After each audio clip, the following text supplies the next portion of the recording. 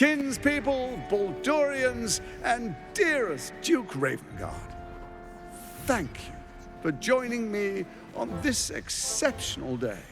It's him. Gortash. This is it.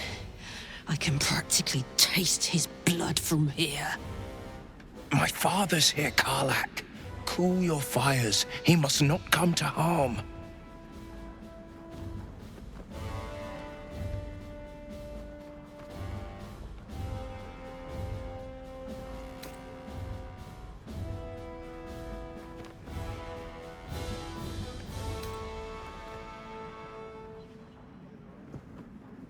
Fine. I'll wait for now. But that prick Gortash is going to pay. A moment, please, my friends. An old acquaintance has come to pay her respects. Please, Karlach, come and say a proper hello.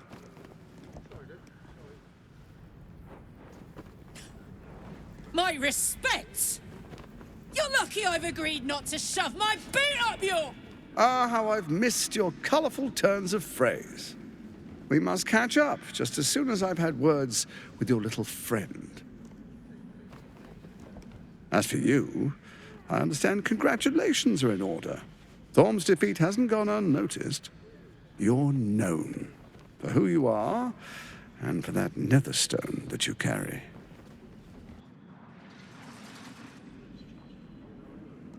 The quakes are a clear warning. If nobody steps in soon, it'll free itself from the authority of the Crown.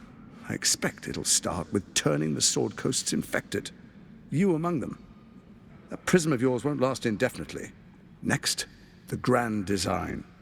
The Mind Flayer Empire reborn. If we're lucky, we'll become slaves. If we're unlucky, well, not the most thrilling of prospects, but it's a fate that can be avoided. If you and I come to an understanding, together we can still restore authority over the brain. Of course. Gortash always did have an eye for opportunity.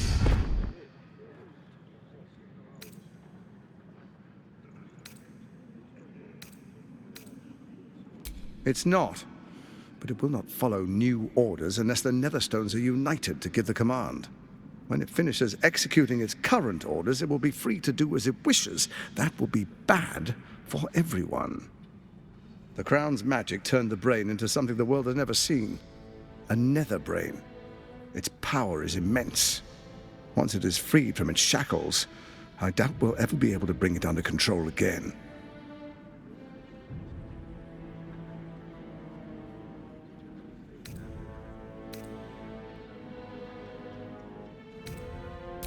The likes of you stand to benefit from the likes of me. There's an old wisdom.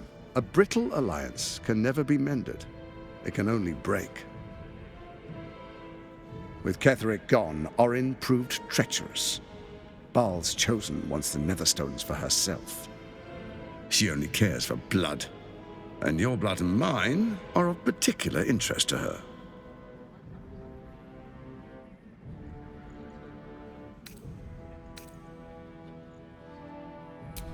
Orin changes shape faster than you and I change clothes. You know, she's tricked you before. She's targeted me as well. I'm well protected, but she's extremely good at what she does. If Orin obtains all 3 Netherstones, she'll plunge the coast into chaos and paint the city in blood. I can't let that happen. I want to lead this city to glory, not scorch its earth.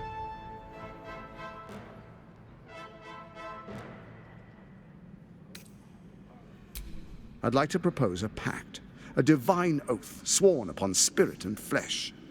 I do no harm to you, nor you to me. Furthermore, you'll have nothing to fear from my steel watch while our pact stands. Thorm's stone is yours to keep. When you slay Orin and take her stone, you bring it here, so the 3 are united once again. Together we rule Faerun as kings. No, more than kings. Gods. We rule as the absolute. And my father? Your father will do whatever you command him to, like any other subject in our kingdom. What do you say? Shall we be allies? I can detect no deceit. This alliance could serve us well. And if it does not, well, we need not honor it. Let's be allies, said the viper to the frog.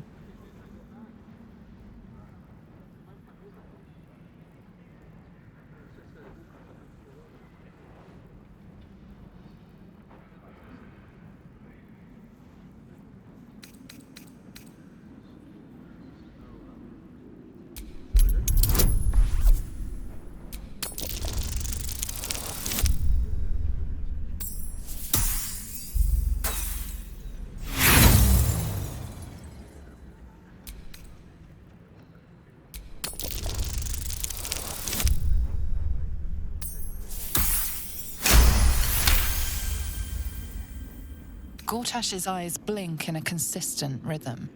He stands calmly, confidently. He fully intends to share his kingdom with you.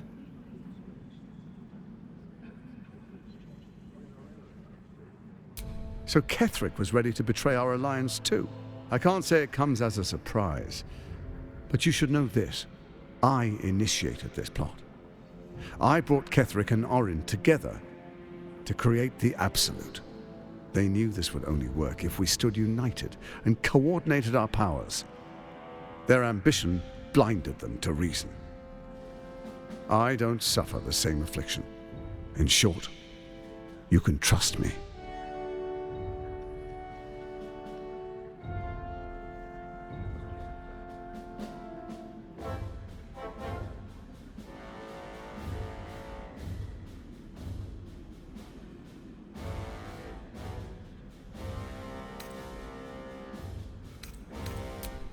Perhaps a demonstration.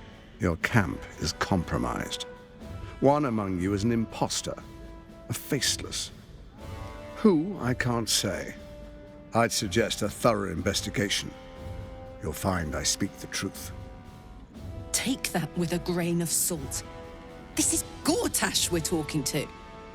The faceless in your camp is like a knife at your throat. Remove it quickly, or any alliance between us would be exceedingly short-lived.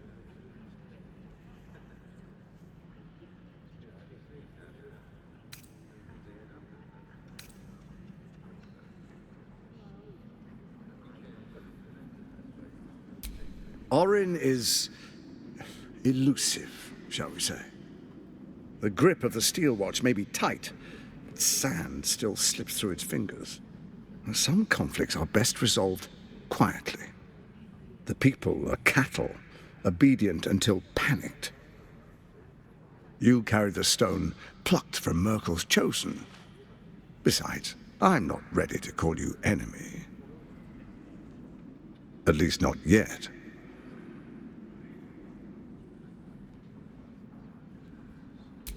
Even horror has a home. Find her nest and slay her there. For all its charms, Baldur's Gate has long had a cancer at its heart. A hidden temple devoted to Baal. That's where Orin became what she is, where she worshipped and schemed.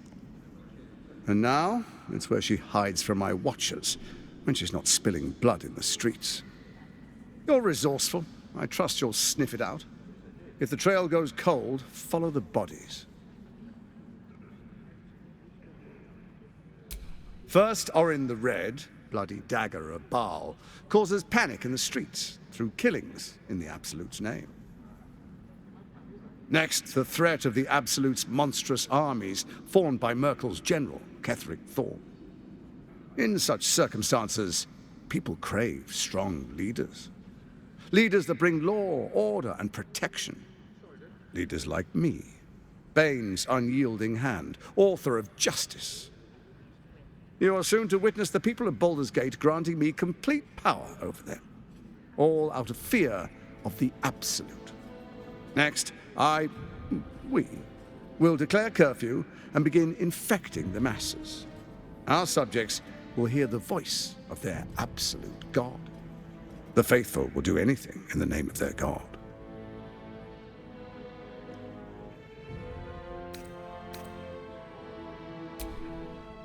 Our tyranny, and we are saviors, defenders of the Sword Coast. Our loyal subjects will love us, not hate us. What comes next will be entirely their fault.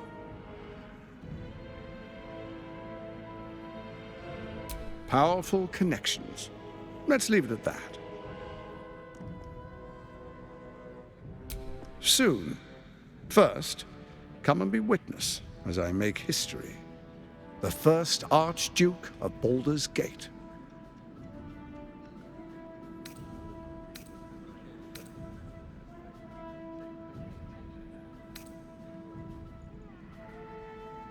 You will follow me, and you will show due respect. Distinguished dukes, patriarchs, dearest Raven Guard, I will heed your call. A new chapter begins.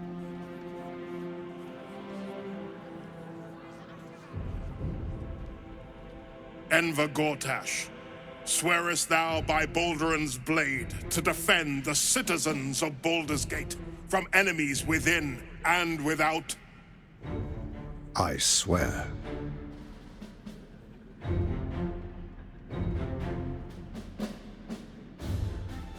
Swearest thou true faith and fealty to the same, by word, deed, and decree, so that none may suffer? I swear.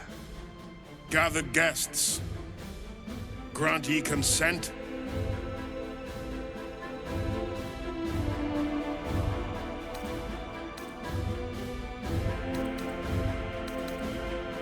Don't. You will only invite his ire and your own death. Enver Gortash, the Council appoints you Archduke of Baldur's Gate.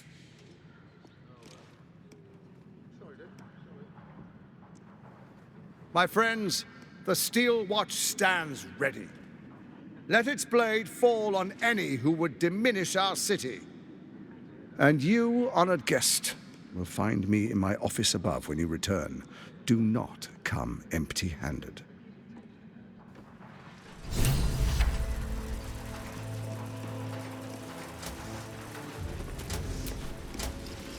A shapeshifter infiltrating our number. Like a cuckoo creeping into the nest.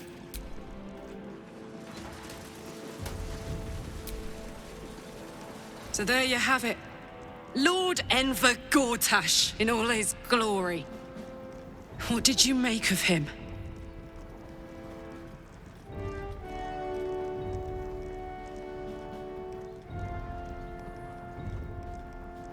Yeah. Fucker always had expensive taste. I don't know how anyone in this hall could fall for this charade. Isn't it obvious what a chancer he is?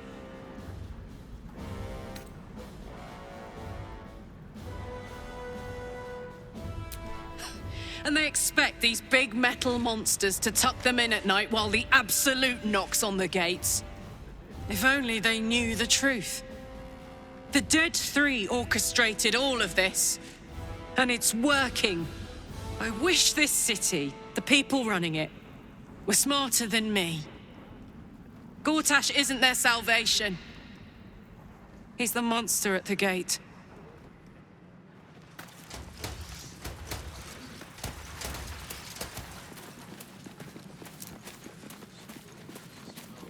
Quick about it. At once, my lady. A young cleric with more subdue. Tempers are rising. Pink clary it is, my good lady. Ah, but perhaps a mint wine. My palate needs cleansing.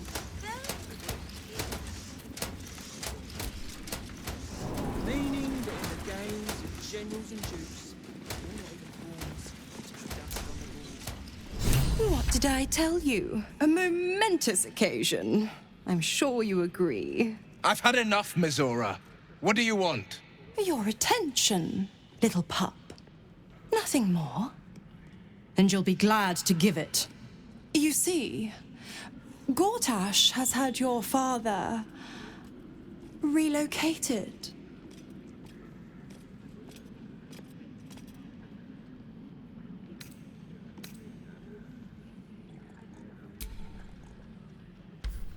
To the slaughter, the way I hear it. Shit. Your dad's good as dead, pup. And to think, there's no way to save him. Or is there? You know something. I know enough. I'll be in your camp if you want to work something out.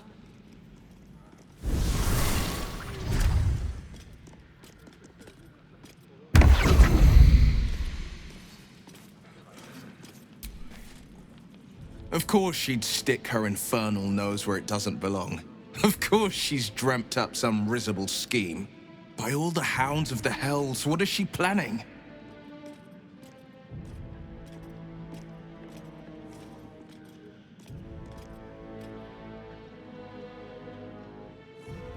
Certainly not. But she's as inevitable as Toril's path around the sun. We'll have answers soon enough. Mizora's gone to camp. We should speak with her. Until then, may my father keep safe, whatever coop he's been flown to.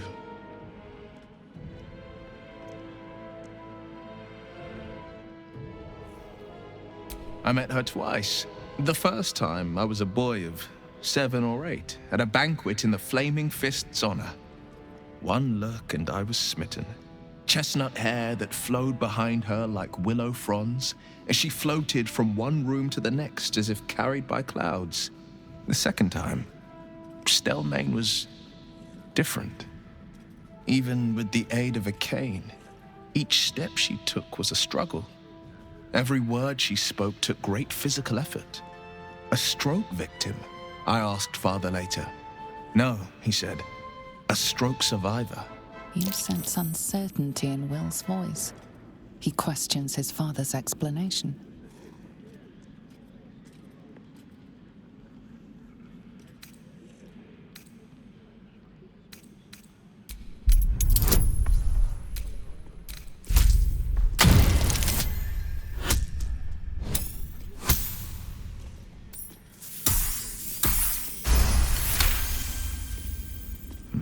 Something's always gnawed at me. At the banquet, Stelmane didn't seem to look at us, but through us. But that second time, her gaze never left me. It was steel, sharp and unyielding. It could just be my imagination, but I always felt that it was more than a stroke that had changed her. What, though? I couldn't say.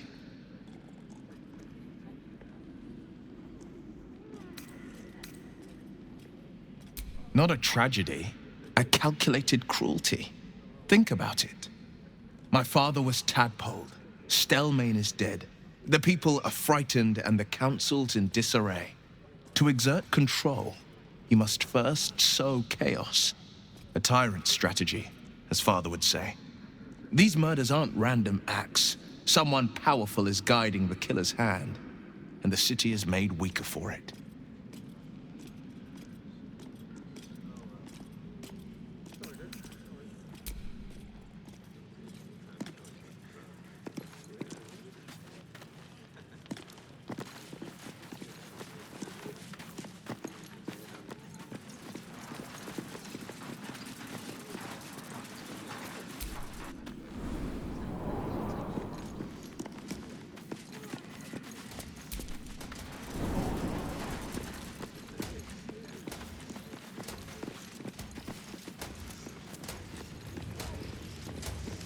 Focus on my own job and leave the Steel Watchers to theirs.